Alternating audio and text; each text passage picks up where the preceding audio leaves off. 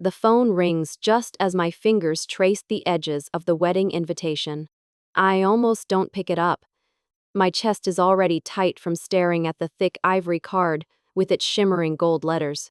The names shine, Daniel Carter and Rebecca Miller, but my own name is nowhere in the elegant swirl of guest list.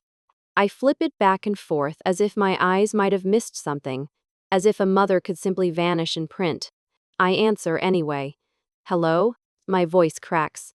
Rebecca's tone slices through the line, cool and rehearsed. Linda, please don't come. It's OUR day. You'll just make it complicated. The words drop heavy, like stones into a well. My hand clenches the phone so hard that the plastic creaks. I feel the tremor in my knuckles, my pulse hammering against the fragile veins of my wrist. My knees brush the edge of the kitchen chair, but I don't sit. I can't. The world narrows to her voice, flat, polished, merciless. Behind me, the refrigerator hums in the silence. A clock ticks above the stove, every second an insult. The wedding card gleams under the overhead light, not a promise, but a knife, reflecting my own stunned face. I swear I can still smell the faint ink from the embossed letters, sharp and bitter like iron. For a moment, I forget how to breathe. This is my son's wedding. My Daniel. The boy I raised with calloused hands and stitched dresses and overtime shifts. The boy whose first steps I counted, whose fevered nights I cooled with wet cloths.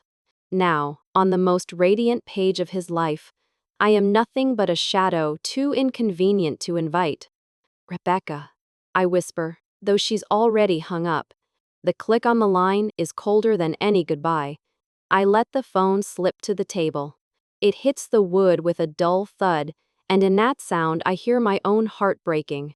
My body feels heavy, as if gravity has doubled, pressing me into this kitchen chair I never sat in. The invitation lies open, smug in its silence. I reach for it again, the cardstock stiff under my fingertips, beautiful and cruel. Outside, New York traffic roars as usual, horns, sirens, life moving on. But inside this kitchen, time has collapsed into one brutal sentence. Don't come. Imagine being erased from the happiest day of your own child's life while still alive. I lean back in the kitchen chair, the wedding invitation still burning in my hand, and my mind drifts backwards. Through the years, I thought I had built something unshakable. For 20 years, I worked at a small dress shop in Queens. The kind of place with squeaky floors and mannequins that always leaned slightly to the left. My hands smelled of fabric glue, my nails were rimmed with chalk dust. The old Singer sewing machine rattled like a stubborn horse, but it was my partner, my lifeline. Every hemline, every wedding gown, every prom dress. It all ran through that needle. I used to whisper to it late at night, half joking, just one more stitch, old friend. We've got tuition to cover. And tuition there was. $45,000. I counted each installment, each check I mailed to the university bursar's office. I can still see the envelopes lined on the kitchen table, Daniel's acceptance letter folded neatly beside them like a promise. 12 years of mortgage payments too. 3 jobs at one point. Mornings at the dress shop, evenings cleaning offices, weekends at the diner on 36th Avenue. I still remember the smell of burnt coffee clinging to my apron, the sting in my knees from carrying trays too heavy for a woman already past 40. I told myself it was worth it, that every aching muscle was a brick laid in the foundation of my son's future. There were nights, so many nights, when I sewed until dawn. I remember one in particular. A bride had begged me to fix her gown just days before her wedding. I sat hunched over that machine, eyes burning, fingers pricked raw. When I finally finished, the birds outside were already singing. I packed up the dress, left it by the door, and then sat down at the kitchen table to write another check for Daniel's textbooks. I could hardly hold the pen. My hand shook so badly.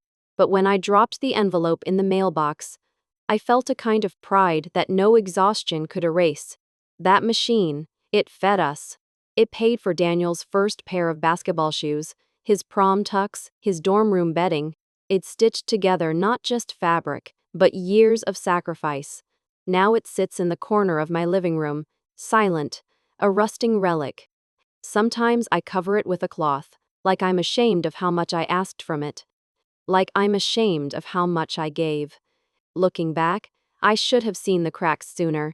There was the time Daniel, fresh out of college, leaned against the counter and said with a laugh, "Mom, money is love, right?" I laughed too. Because what else could I do? He was grinning, his hair a mess, his future still wide open. But that sentence lodged itself in me like a splinter. I pulled it out of my mind quickly, told myself it was just a joke. But maybe it wasn't. Maybe it was a seed.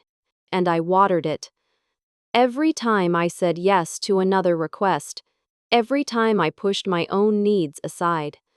I replay it all now with a bitter taste in my mouth. The times I skipped doctor's visits because the copay was too high, but still transferred money to his account. The winters I patched my own coat instead of buying a new one, while he wore a fresh jacket bought with my card. The birthdays where I gave him envelopes of cash because I thought that's what love looked like. Was I raising a son or building a customer who only knew how to take? The question haunts me now. But in those days, I was blind with devotion. I thought sacrifice would come back as gratitude. I thought love, if poured out without measure, would circle back and keep me safe when I grew old. The sewing machine disagrees. It sits there, mute, reminding me that fabric stretches, threads fray, and even the strongest seams eventually split. It happened on a Wednesday night, the kind of night where the city outside my window pulsed with life sirens, laughter, car horns. But inside, my apartment was quiet enough to hear the hum of the refrigerator. I opened my bank account online out of habit, expecting to see the usual numbers, the same balance I guarded like fragile glass. But the screen didn't match my memory. Numbers were missing. Large withdrawals, regular ones, siphoned like water through a hidden crack. My stomach twisted. I clicked through the statements, line after line. Transfers I hadn't made. My name listed beside payments I never approved. My hand gripped the mouse so tightly my knuckles turned white.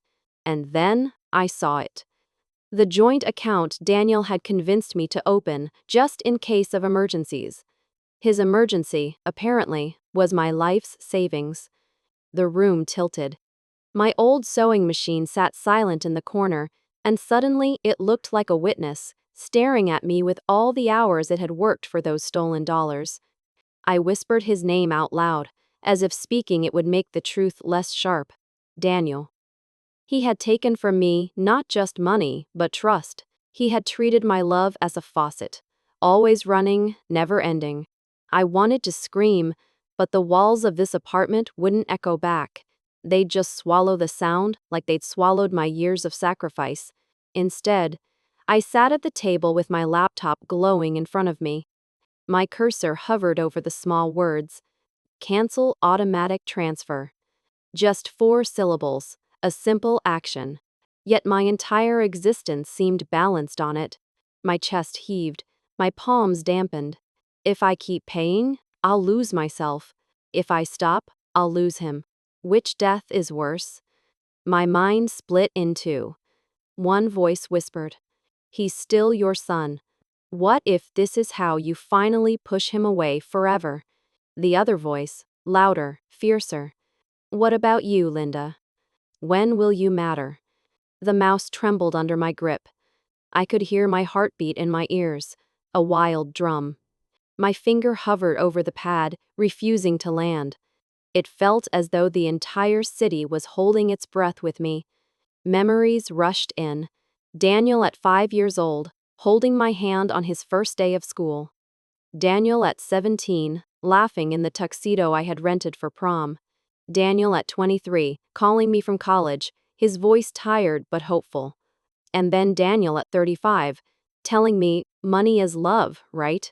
With that careless grin. The cursor blinked. waiting, demanding.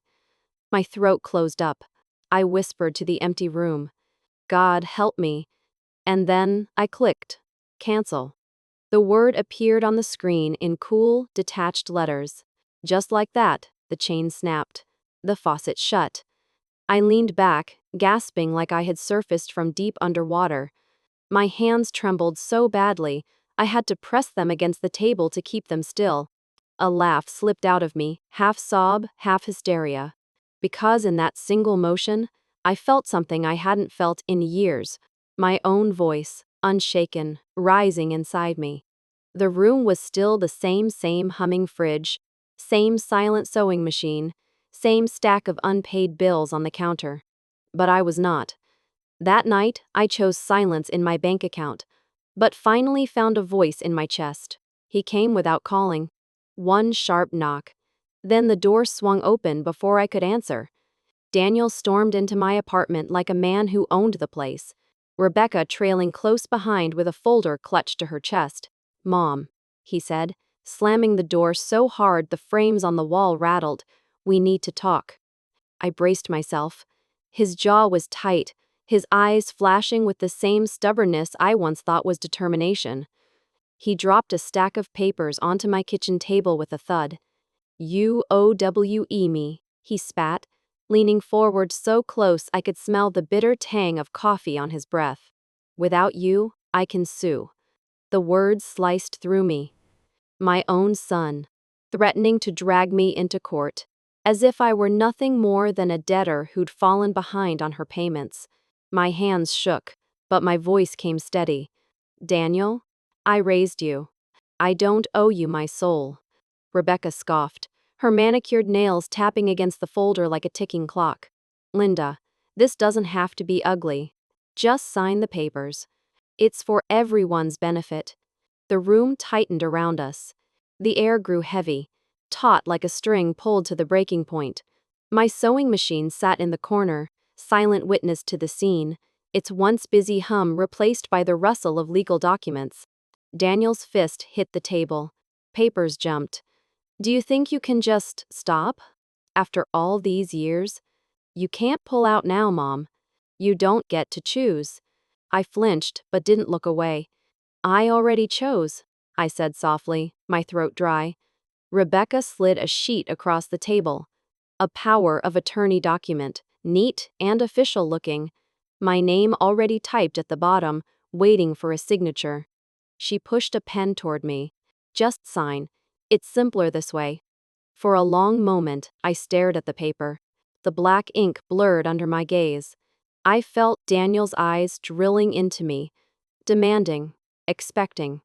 I felt the cold pressure of Rebecca's smirk, the triumph already in her expression. My heart thundered. My palms tingled with heat. And then, slowly, deliberately, I picked up the paper. Their faces relaxed, too soon. I tore it in half, then in half again. The sound of ripping echoed through the kitchen like a gunshot. Daniel froze, his mouth open, words caught midair. Rebecca gasped, her hand flying to her chest. Scraps of paper fell to the floor, fluttering like defeated birds. I met their stunned silence with the steadiest voice I'd ever heard come from my own mouth. "I am not a signature waiting to be stolen. I am still the author of my own life." The silence that followed was electric. Daniel's face flushed red, his eyes wet with rage, or maybe betrayal.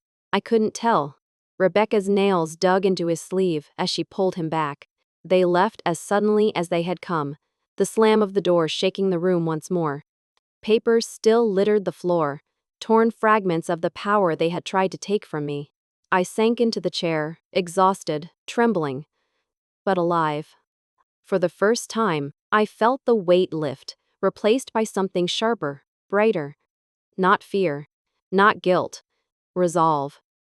The envelope arrived in a stiff manila jacket, the kind that pretends to be neutral while it carries a blade. I found it wedged in my mailbox between a grocery flyer and a coupon book, as if a lawsuit were just another Tuesday discount. My name spelled out in block letters.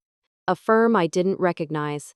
Inside, a summons, a complaint, Copies of supporting exhibits. Exhibit A. A power of attorney bearing my name in a tidy, obedient curl I had never written. Exhibit B. Bank statements framed as pattern of voluntary support. Exhibit C. A notarized letter I'd never seen, claiming I had delegated financial authority to my son due to diminished capacity. Fingers went cold. I sat on the stoop because the hallway felt too narrow to hold what was happening. The paper crackled in my hands with every tremor. Somewhere down the block, a dog barked.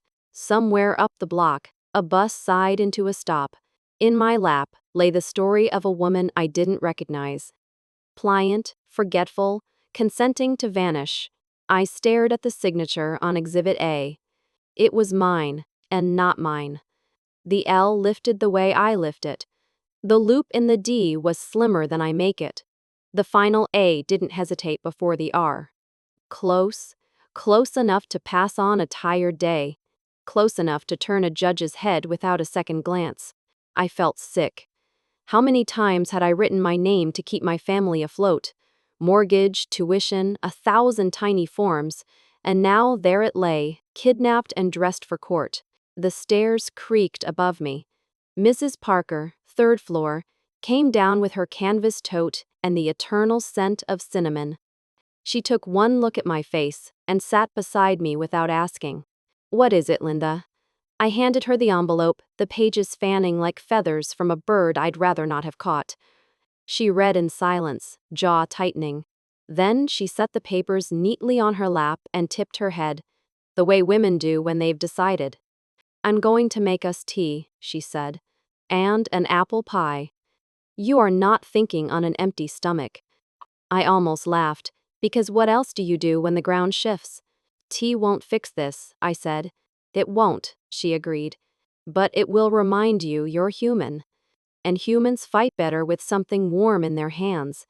She stood, her knees popping, and looked down at me with eyes that had watched children grow, husbands go, and rents rise like tides. "Linda, they can't erase who you are." When she left, I brought the envelope inside. My sewing machine sat in its corner like an old friend at a wake. I dragged a chair beside it and spread the exhibits across the table. The room hummed.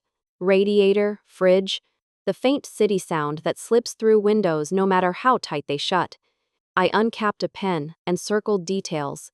Dates, a notary stamp from an office in Midtown I had never visited, the slight slant in Carter.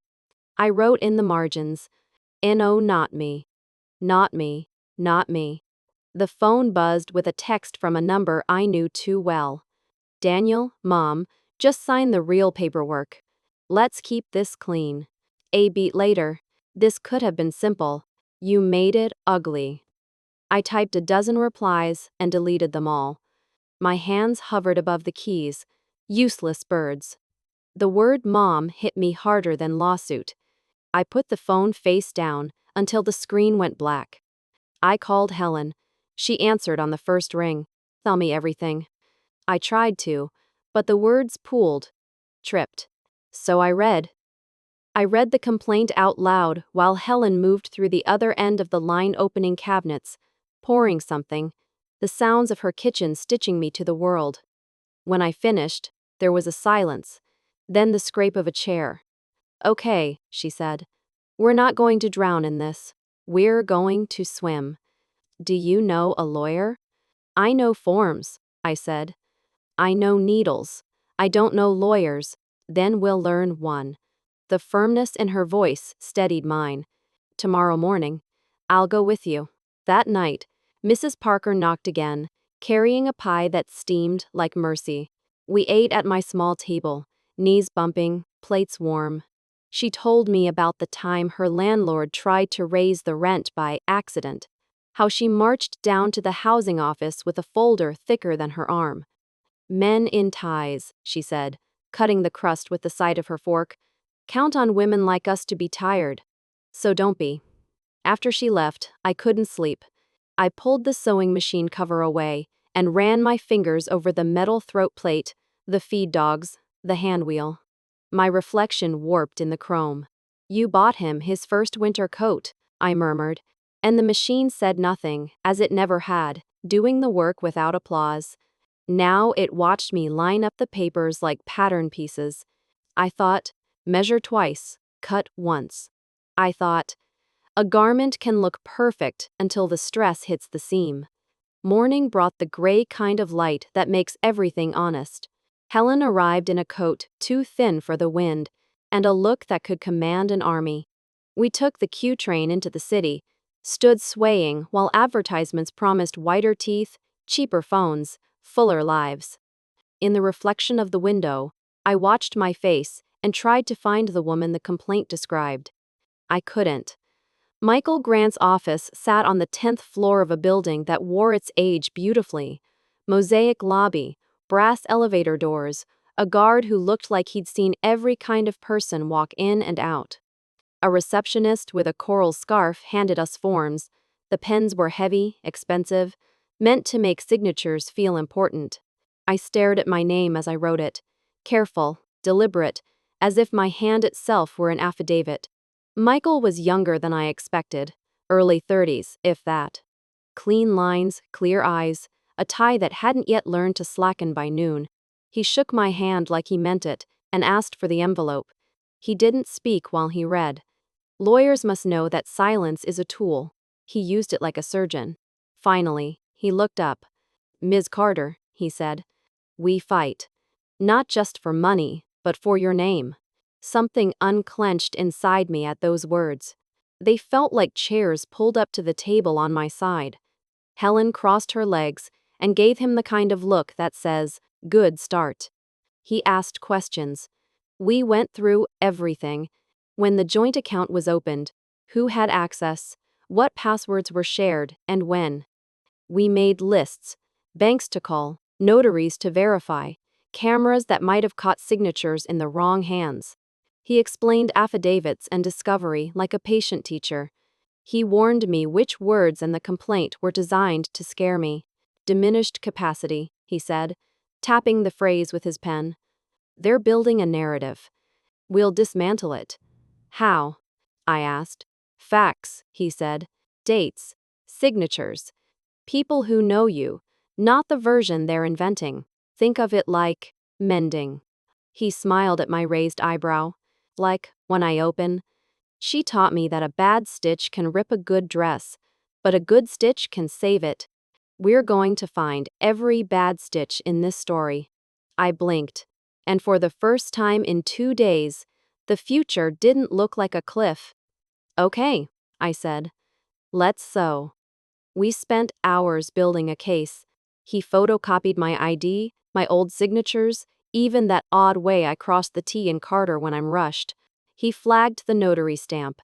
Midtown, 11:42 a.m., a Tuesday. I could prove I was at work because Mrs. Bodds, Kim from the shop, could testify.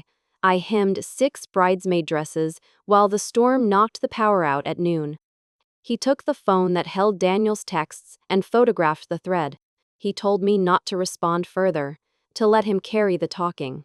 I watched those messages become exhibits in the opposite direction. At lunch, Helen dragged me out of the building for air. We ate hot dogs on a bench that faced a planter of brave, bedraggled mums. You know, she said, licking mustard off her finger. In stories, it always looks like this part is all grit and strategy. But it's also sandwiches and the wind, and chapped lips and waiting rooms. You'll get through. Back at the office, Michael lined up action items. We'll file our answer within 20 days, he said. We'll move to strike the forged POA and subpoena the notary's log. We'll request security footage from your bank's lobby for the dates of the alleged signings. I'll schedule interviews with your employer, your neighbors. We'll retain a forensic document examiner to compare your genuine signature with what they submitted. A handwriting expert? I asked, surprised. He nodded. You'd be amazed what pressure and pen lift can prove. People think signatures are art. In court, they're science. I thought of my sewing machine again. How a skip stitch leaves a telltale gap if you know where to look. Find the gaps, I said. We will, he said. When we left, the afternoon had brightened into a brittle blue. Helen and I walked 3 blocks without speaking, letting the city wrap around us. Sirens, voices, the vendor calling fresh pretzels. At a crosswalk, she linked her arm through mine. "T," she decreed. "Then we build your folder." My folder. The words steadied me like a hand on my back. At home, we spread my life across the table. Pay stubs, appointment cards, letters from the dress shop owner praising my reliability. Mrs. Parker came down with a Tupperware of pie and an index of memories. Dates she'd seen me babysit her grandkids. Mornings she'd passed me on the stairs as I went to the diner shift at dawn. She wrote them carefully on a pad, each line a stitch. "If they want to tell the court who Linda is," she said, "we'll do it better." The breathing evening slipped in like a reprieve. We ate pie with our coats still on. The door cracked to let out the scent of cinnamon and butter. Mrs. Parker touched my wrist as she stood to go. "Rest," she said. "War needs sleep, but sleep doesn't always listen." Alone again, I rinsed the dishes and caught my reflection in the dark kitchen window. A woman with tired eyes, but a posture I didn't recognize. Straighter, maybe. I wiped the counter in small circles, the way I do when I need an illusion of order. My phone buzzed once more. I didn't turn it over. I let it buzz, then fall quiet, like a child testing boundaries in a grocery aisle. The next day began the calls. Michael's office phoned at 9:03 a.m. The notary had no record of me on the date in question. At 10:11, the bank's branch manager confirmed their lobby camera keeps footage for 90 days. Tight, but enough. At noon, the dress shop owner faxed a letter verifying I had been on shift during one of the alleged signings. The power outage etched into everyone's memory because we'd stitched by lamp and laughter, making do. By late afternoon, Michael emailed a scanned report from the document examiner. Preliminary opinion signature, inconsistent with Ms. Sertish power. Carter's historical samples, exhibiting signs of tracing, hesitation marks, unnatural pen pressure at inflection points. I didn't understand half the jargon, but I understood the tone. Careful, clinical, mine. Still, the fear was a tide, retreating and rushing back. What if it wasn't enough? What if judges liked tidy stories, and I was a mess? What if my own son sat across a courtroom and said words that bent the air? That night, I took the sewing machine's cover off again. This time not to mourn, but to move. I threaded it muscle memory and fed a scrap of muslin under the foot. The first few stitches were crooked. My hands remembered, then so did my breath. Forward, backstitch to lock. I stitched a straight line, then another, then a curve as clean as I could make it. When I finished, I held the fabric up to the lamp. The seam was sound. "Okay," I said to the machine. "We still know how." Saturday morning, Mrs. Prind. Parker knocked the way she always had. 2 gentle taps, and the third insists. She walked in with a grocery bag and put apples in my sink. "We'll make 2 pies," she declared. "One for us, one for the lawyer." Bribes work better when they're legal. Helen arrived with a portable scanner, like a miracle. We digitized everything. Labeled folders, created a timeline with sticky notes across the wall. Transfer stops. Shibiyu sags. Sretsa sag zag zags. Shibiyu zag zag zag zags. Shibiyu. Notary log zag zag zag zag zag zags. Chibi. Shibiyu. Shibiyu. Shibiyu agzags. The wall looked like television crime shows, except ours smelled like crust and cinnamon, and the detectives wore house slippers. Between tasks, there were brief moments, small islands in the storm. The way Helen snorted when the scanner jammed. The way Mrs. Parker insisted we sit while the pies were in the oven, because no good dough ever came from people who refused to rest. I tucked those moments into a private pocket, talismans against the courtroom air I could already imagine. Cold, polished, unforgiving. Sunday evening, I lit a candle on the table out of habit. something my mother did whenever the house needed warmth we couldn't afford to pay for. The flame drew a golden line down the metal of the sewing machine. I thought of Michael's promise. We fight. Not just for money, but for your name. My name. Linda Carter. The letters looked suddenly sturdy in my mind, anchored at each end. I practiced writing it on a legal pad, the way the examiner had asked me to. Slow, natural speed, faster. The loops and pauses that made it mine. I felt ridiculous and holy at the same time.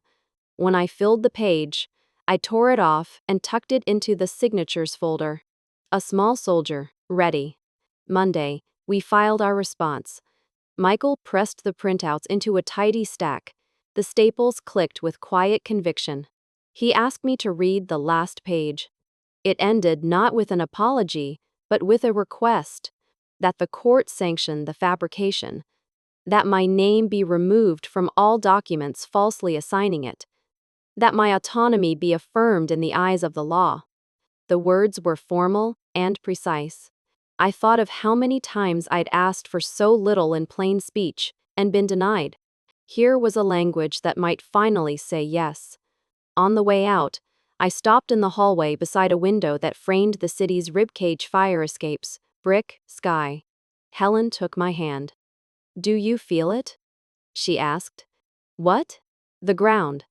It's still under you." I did. For the first time since the envelope, I did. We stepped into the elevator, our reflections stacking in the mirrored walls. Me, older than the others, but not small. Helen, sharp and loyal, a pie box tucked into Mrs. B's. Parker's arms, because of course she'd insisted on coming along to deliver it herself. The doors slid shut. In the moment of weightlessness as the elevator began to drop, I pressed my palm to my chest and felt it, my voice still there, ready for the next room. Outside, the wind had teeth, but we walked into it anyway. It was trash day. I hadn't planned to go near their house. I'd promised myself distance, but the subway line near Daniel's block was under repair, and the bus stop dropped me right at the corner of their street. I told myself I'd just walk past, keep my head down. Still, my feet slowed when I saw the bins rolled to the curb, lids propped open like careless mouths. Something white caught my eye. A thick sheet, not the usual junk mail.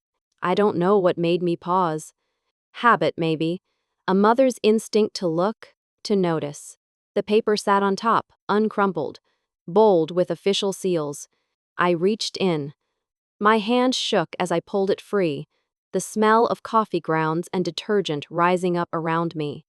It was a photocopy, a power of attorney form, my name sprawled across the bottom in ink I never held. The world tilted for a moment. Cars passed, someone's dog barked across the street, but all I saw was that signature mine and not mine. The curve of the L was familiar, but the pause before the A was wrong, too neat, too practiced. Whoever had forged it had studied me well, but not well enough. My fingers trembled. My knees felt weak. But my eyes sharpened, burning with a light I hadn't felt in months. Because here it was. Proof. Not whispers, not suspicions. Evidence breathing in my hands. I stood there by the trash, clutching the paper like a lifeline. A neighbor glanced at me curiously, but I didn't care. Let them look. Let them see me digging through what others threw away. Sometimes the truth lives in the garbage. I pressed the document flat against my chest. My heart hammered through it, like the paper itself could feel my pulse. For a long moment, I just stared at my forged self. Then I pulled out my phone. My thumb hovered, slippery with sweat, before I hit Michael's number. He answered on the second ring. "Linda, are you all right?" I swallowed hard. "Michael," I said, my voice steadier than my hands. "They forged me. But they forgot I still know my own handwriting." There was silence on the line, followed by a sharp inhale. "You found it?" "I'm holding it. Don't let it out of your sight. Bring it straight to my office. This changes everything." I folded the paper carefully, slid it into the pocket of my coat as though it were glass. My fingers stayed pressed against it, the whole walk to the bus stop. Each step felt lighter, not because the burden had gone, but because now I carried a weapon, not just wounds. On the ride downtown, I couldn't stop touching the pocket, reassuring myself the paper was still there.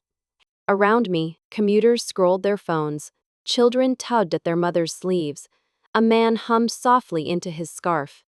No one knew that in my coat sat the proof of betrayal and the beginning of my defense. When I finally handed it to Michael, his jaw set hard. He angled it under the lamp, tracing each line with his eyes. "They tried to steal your hand," he murmured. Then he looked at me, eyes fierce. "But they underestimated your eyes." Michael's office became my second home. Every visit meant another stack of papers, another checklist, another folder added to the growing wall of evidence that felt heavier than any garment I had ever stitched. We started with the bank records. I carried the worn blue binder that held every statement since the joint account opened. My handwriting marked each page. Dates circled, transfers annotated in red ink, margins filled with "Not me" and "Ask Daniel." Michael scanned each one, his face tightening as the pattern emerged, the steady siphoning of funds dressed up as routine. Next came the ATM cameras. The branch manager had agreed to release stills, grainy images, time-stamped, showing Daniel at the machine on days I was verifiably elsewhere. I remembered one of those dates vividly. I had been at the dress shop, sewing through a blackout by lamplight, while rain lashed the windows. The contrast was sharp, me working in the dark, him drawing light from money that wasn't his. Then there were the call logs. Helen sat with me late into the night, scrolling through months of texts and call histories. We highlighted Daniel's demands, Rebecca's clipped reminders, my tentative replies. Each thread told a story, not of consent, but of pressure. Helen copied the worst of them onto index cards. "So the jury won't drown in the noise," she said. "Just the hits, Linda." At home, my dining table disappeared beneath the weight of folders. Mrs. Parker insisted on helping, bringing her careful handwriting to the margins of my timeline. "February 4th, she wrote, "saw Linda leave for diner shift at 6 a.m. Returned at 3 p.m. No way she was at Midtown office." She slid the note toward me with a small smile.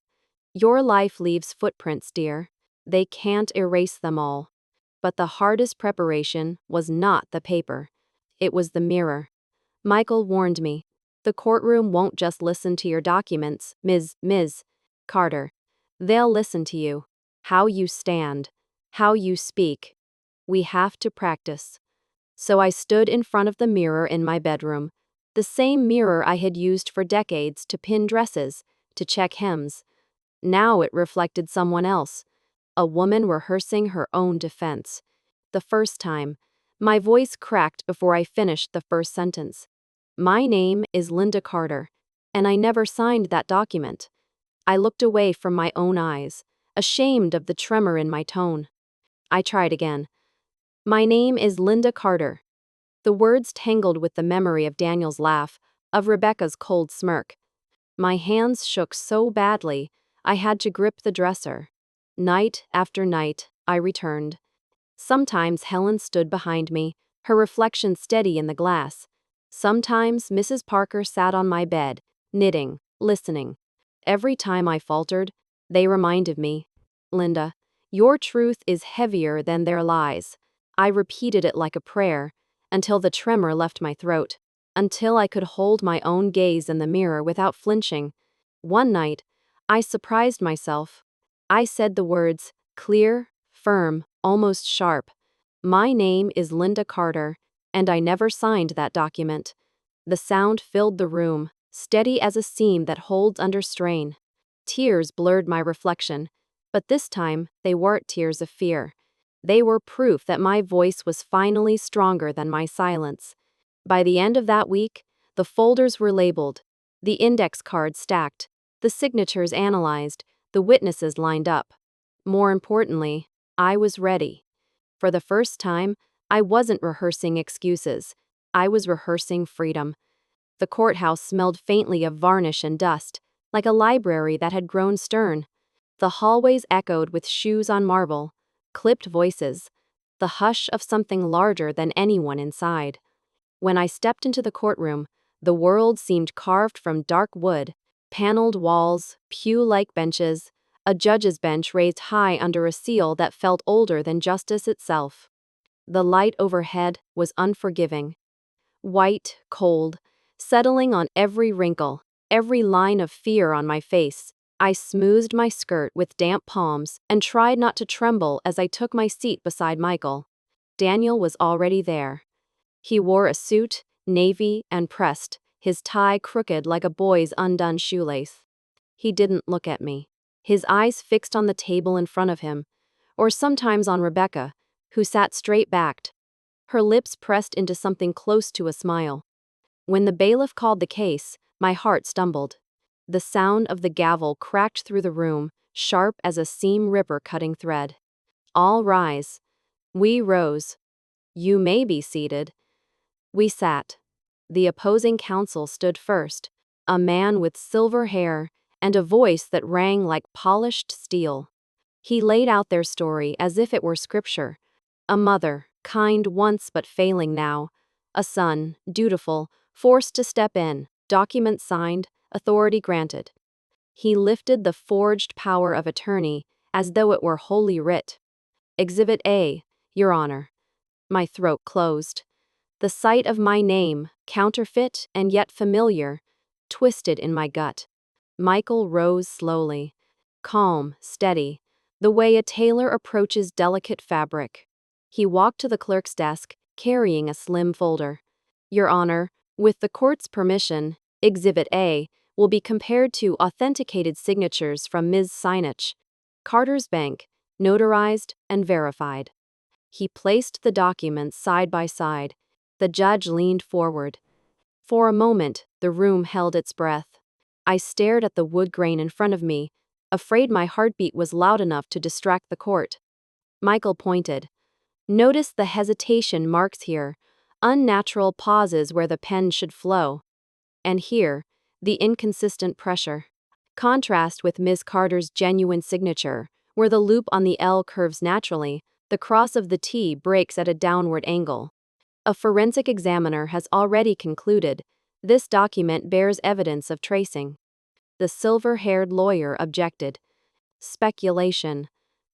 The judge's gavel cracked. Overruled. Proceed.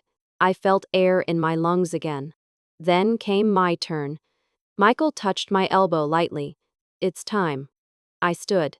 My knees shook, but I locked them, refusing to fall. The oath felt heavy in my ears. Do you swear to tell the truth? I do. My voice sounded foreign but alive. On the stand, the world narrowed to faces I could not read. Michael asked first, gentle questions, guiding me like stitches through cloth. My work history, my habits, the night I canceled the automatic transfers. I spoke as clearly as I could. My voice quavered, then steadied. Then the opposing counsel approached. His shoes clicked on the floorboards, his smile sharp. Ms. Carter, isn't it true you provided financial support for years without complaint? Yes, I said. And isn't it possible you signed the power of attorney in good faith, then forgot? I met his eyes. No. I remember every signature I've ever given. This one isn't mine. He tilted his head, feigning pity. Memory fades at your age, does it not? The words stung, but something inside me snapped firm. I leaned forward, the microphone catching every syllable. I gave him life, but I will not give him the rest of mine. Love is not measured in receipts. I am not disposable. A murmur rippled across the gallery. Even the judge paused before nodding for the lawyer to continue. The questions kept coming, sharp, needling, designed to fray. But I held the line. Every time I faltered, I remembered Helen's voice, Mrs. Boyce, Parker's pie, Michael's promise. I let their faith steady my spine. Finally, Michael returned with the clothes. He stacked the exhibits neatly, his voice low but carrying. This case is not about money. It is about autonomy. It is about a woman whose trust was twisted into a weapon. The forged document is not just false. It is an attempt to erase her.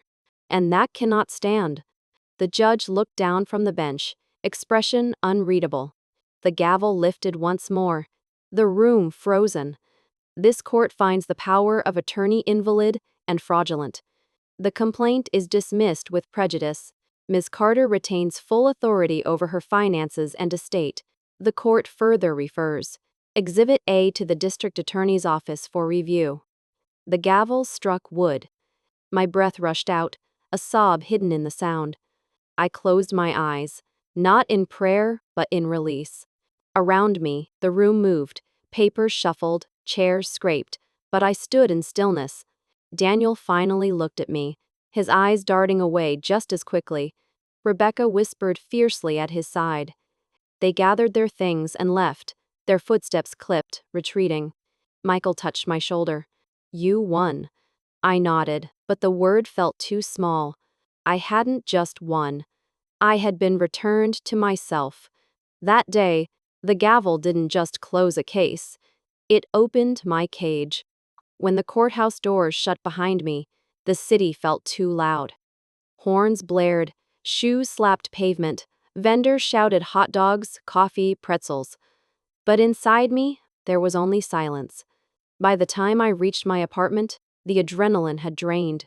I closed the door, set down my bag, and the lock clicked into place with a finality I had never heard before. The apartment smelled faintly of fabric and lemon cleaner. Everything was exactly where I had left it. The stack of folders on the table, the sewing machine covered by its cloth, the clock ticking steadily on the wall. I lowered myself onto the sofa. It sighed under my weight, as though it too had been carrying this trial on its back. For a long time, I just sat there, staring at nothing. The victory had been declared, stamped, recorded. The law was on my side. But the silence of my living room did not sound like triumph. It sounded like absence. Night fell slow, the light fading across the blinds. I didn't turn on a lamp. I let the darkness settle around me like water, thick and muffled. When the tears came, they startled me. Not sharp, not furious, just steady. They traced down my cheeks in streams that left my skin cool and sticky. I pressed my hands to my face and whispered into the empty room, I won. But do I still have a son? The words echoed back from the walls, cruel in their honesty. I remembered Daniel as a boy, his laugh in the sprinklers, the way he once pressed a wildflower into my palm, saying, This is for you, Mom. I remembered him at 15, asking me for money for basketball camp. At 20, hugging me before college and promising, I'll make you proud. At 35, telling me money was love. At 37, standing across from me in a courtroom, letting strangers argue that I was forgetful, weak, disposable. The tears didn't stop. They weren't for the trial, not for the lies. They were for the fracture that no gavel could mend. I curled into the sofa, pulling a blanket over my shoulders, though the night was not cold. My body shook with a grief that wasn't sharp anymore, but hollow. A grief that asked, what is left when the law gives you back your name, but life doesn't give you back your child? Hours passed.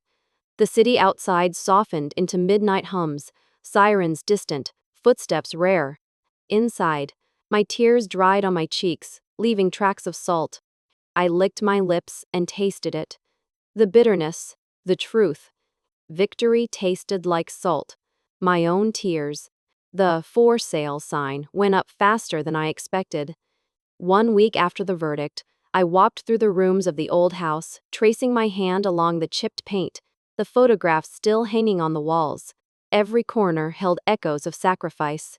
Nights spent sewing until my eyes blurred, mornings hurrying out before sunrise, evenings waiting by a phone that rarely rang for me. I packed the house into boxes, one memory at a time. The sewing machine went first, carefully wrapped, not as a burden, but as a witness I refused to abandon. The dining table, where papers had once piled like accusations, was dismantled. I folded away the blankets Daniel had used as a boy, each thread smelling faintly of detergent and years. When the papers were signed and the keys handed over, I didn't look back. My new apartment overlooked the river. Smaller, brighter, simpler. A single bedroom. A living room that opened into a small balcony. A kitchen with just enough space for one. The first morning I woke there, the light poured in unhindered, catching the steam from my coffee. I stood barefoot on the balcony, mug warm in my hand, watching the river move, always forward, never back. There was no buzzing phone demanding transfers, no dread pooling in my stomach each time the screen lit up. For years, the trill of a ringtone had felt like a warning bell, another request, another demand. Now, silence filled the room like music. My hands cradled the mug easily, no longer trembling. I joined a local art class. I had never painted before, but the brush felt honest in my hand. Color spread across canvas in ways I could not predict, sometimes messy, sometimes radiant. The instructor, a cheerful woman with ink-stained fingers, told me, "There are no mistakes here, only layers." I laughed, and something inside me loosened. On Thursdays, I volunteered at the food bank. I sorted cans, handed out bags, poured soup into bowls. The gratitude in strangers' eyes reminded me that giving could be clean, not corrupted by expectation. It was different from the giving that had drained me for decades. This kind filled me instead. I made friends, ordinary, unexpected friends, people who didn't know me as Daniel's mother or Rebecca's mother-in-law. They knew me as Linda, the woman who always brought apple pie on volunteer days, who laughed too loudly at watercolor class, who remembered everyone's birthday. Sometimes, sitting with them, I'd remember how alone I had felt in that old house, listening for footsteps that never came. The difference was staggering. One morning, as I stirred sugar into my coffee, I caught myself smiling. I thought of the nights I had jumped at every buzz of my phone, my heart racing, my chest tightening. And now? Now the only weight in my hand was a porcelain mug, light, warm, fragrant. Freedom didn't come with a parade or a certificate. It came with mornings like this. With quiet. With breath. I still thought of Daniel. Some nights his face appeared in dreams, younger, softer, before money turned love into ledgers. The ache lingered, but it no longer consumed me. I had learned that grief could be carried, reshaped, even softened. I wasn't waiting for his call anymore. I wasn't waiting for anyone. Because, in the end, this was my life to claim. I am not the guest they banned. I am the woman who opened her own doors. I want to leave you with this, face to face, voice to voice. Thank you for walking with me. Linda Carter, once erased from my son's wedding, now the keeper of my own key. You have heard the pieces of my life. The sewing machine that stitched futures. The courtroom where my name was almost stolen. The silence of a phone that rang only to demand. And the quiet mornings now where coffee is light in my hand. You have carried those memories with me, step by step, until here. So I ask you one question, and only one. If one day, your own child banned you from the happiest moment of their life, would you stay silent, or stand for your truth? I don't ask it to wound you, or to linger in pain. I ask it, because somewhere out there, another parent is holding back tears tonight, trying to decide whether silence is safer than dignity. Maybe your voice, your answer, can reach them before the weight breaks them. If my story touched you, leave a comment. Tell me what you would do. Share this with someone who might need to know they are not alone. Follow along, because each week, I bring another true story.